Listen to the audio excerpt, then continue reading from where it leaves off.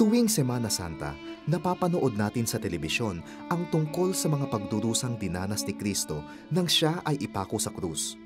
Pumayag si Jesus na pagdaanan ng brutal na parusa bilang kabayaran sa kasalanan ng mundo.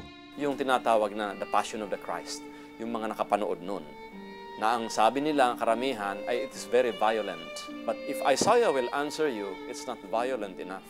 Because doon po, sa Passion of the Christ, yung actor na play ng role ni Jesus, gwapo pa Mare-recognize mong tao pa.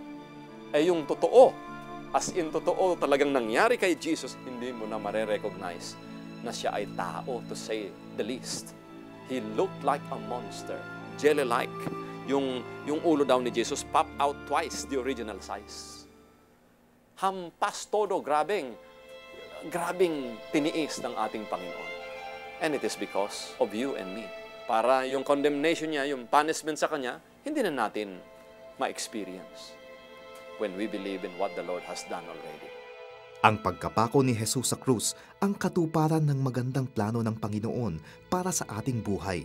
When Jesus said, in one of the 7 last words, "It is finished." Kita mo na. Yun ang pinakamatindi sa tingin ko sa lahat ng sinabi ni Lord, no? On a Good Friday. What is finished? It is done. The work of redemption is done. Tapos na. In other words, tapos na ang paghihirap natin.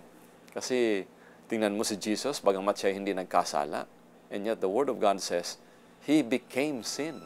Siya ay naging kasalanan upang tayong lahat na makasalanan ay mapawalang sala.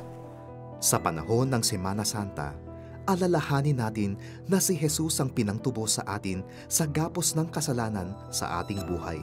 Pag sinabing manunubo si Jesus, Redeemer, Savior, wow! It's package deal. Napapalundag ako sa tuwa. It's really package deal. Sapagkat hindi lang yung in terms of finances, does the Lord really help us, but in all areas of our lives.